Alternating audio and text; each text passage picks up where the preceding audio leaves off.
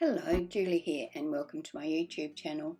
This month over at Mystical Scrapbooks, the theme for the month is to scrap lift a favourite layout. So I was looking on Pinterest and I found this layout by Mandy Melville. It's from back in November 2016, but I like the simplicity of it.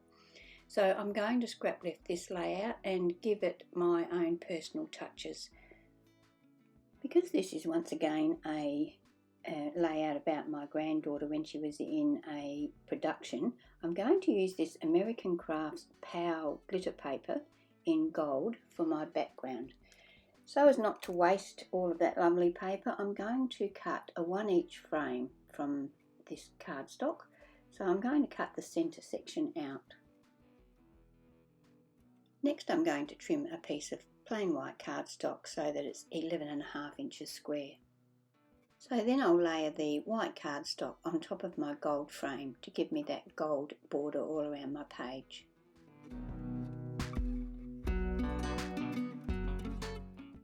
I'm going to ink around the edge of my white cardstock with my VersaColor black ink cube.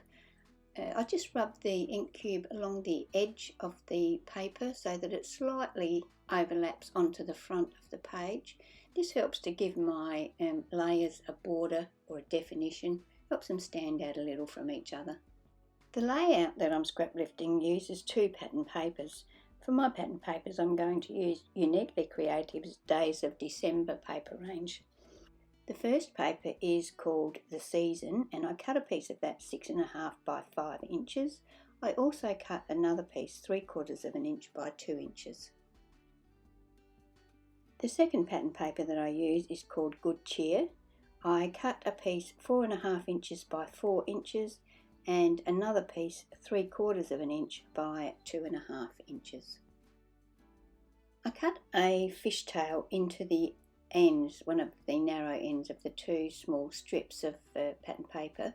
To do this I find the centre of the width, so because my width is 3/4 of an inch it will be 3/8 of an inch, and then I measure up 1/2 inch and I cut from the bottom left corner up to that point and the bottom right corner up to that point and get a nice even fishtail that way. I do that for both pieces. Then I use my black ink cube once again to ink around the edge of all 4 of those papers.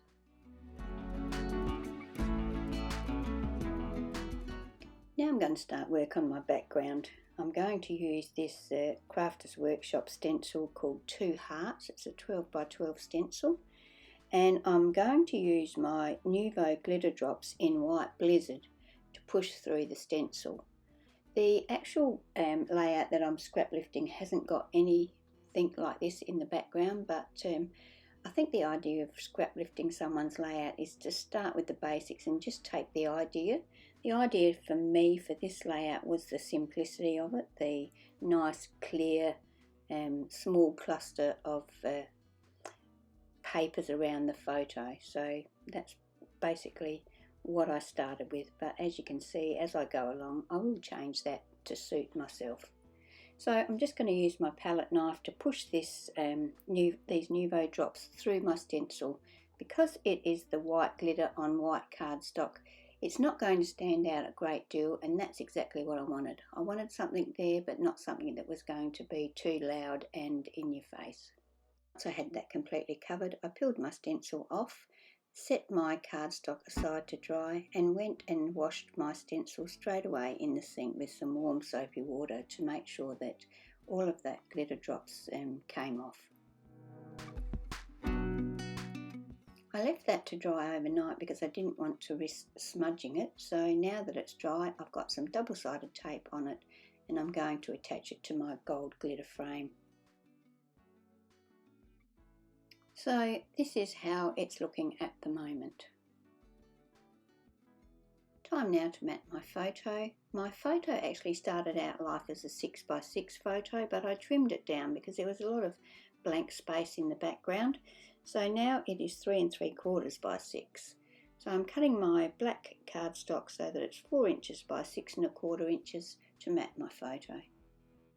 Before I attach my photo to my photo mat, I've used an emery board to file around the edge of the photo.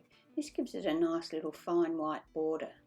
Now I'm going to attach the photo to the photo mat using double-sided tape.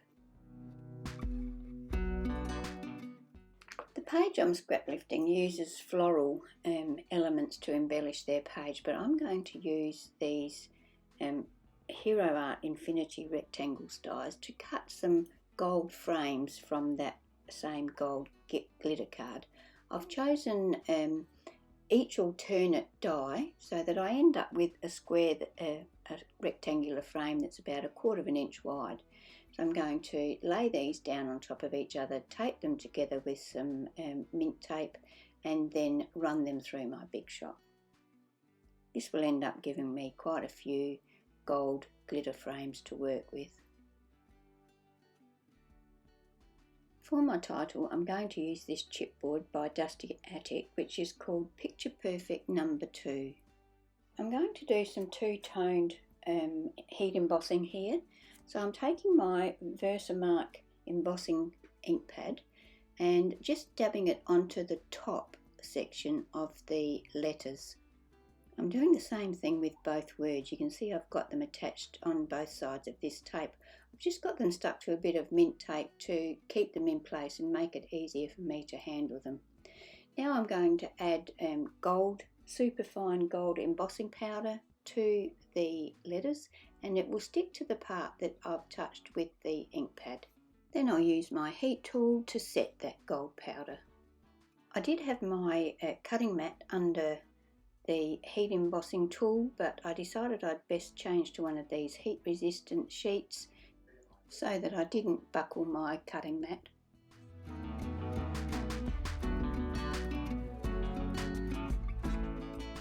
To finish my title off, I use the same technique with my embossing ink pad, and instead of using gold I use black superfine embossing powder to finish this off. So once again I heated that up with my heat tool once I had the embossing powder in place.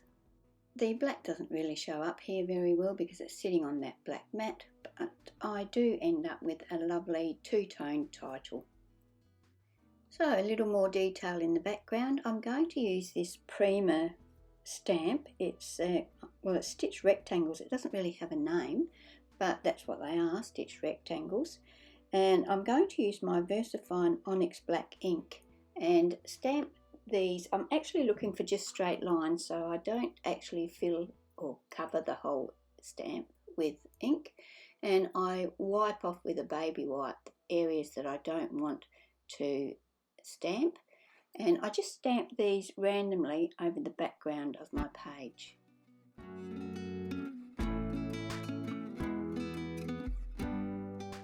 So back to my gold frames now. I've worked out approximately where I want them, and now I'm going to ink the edges, both the outside edge and the inside edge, before I use my liquid glue to attach them to my page. I'm going to assemble my little backing for my photograph and attach my photograph to that little cluster, because I want to be able to use this as a single object, move it around as I see fit. So I'm using double-sided tape to stick that down, and I've also stuck a piece of chipboard to the back of my photo so that that will stand up a bit from the page when I attach it. Now I'm going to use my art glitter glue to attach my rectangles to my layout. You can see I keep bringing my photo cluster back in to make sure that I'm getting my rectangles in the position that I want them to be in.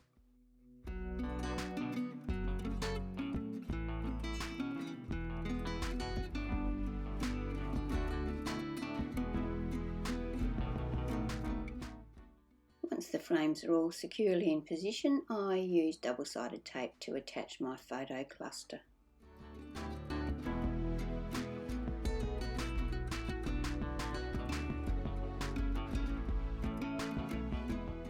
Time now to attach my two little fishtail banners at the top left section of my layout, but before I do that I'm going to put a little piece of scrap chipboard behind each one of those.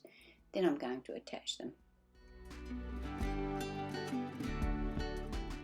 I played around for some time with the positioning of my title.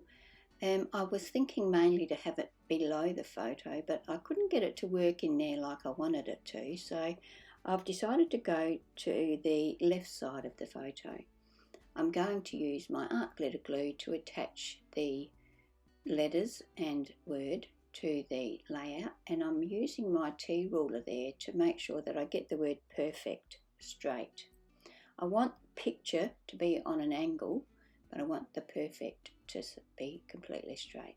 I decided to add a scribbly double border around my page, so I used my Uniball micro pen in black. It's very fine, and I'm just doing 2 rows of scribbly straight lines around each of the 4 sides of my layout.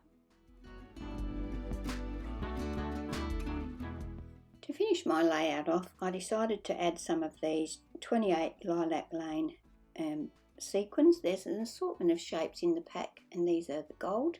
You can't have a theatre layout without lots of sequins, so I'm simply scattering these around the page, and wherever they land, they land. I'm going to then use my art glitter glue and my silhouette pick-me-up tool to attach those sequins to the layout.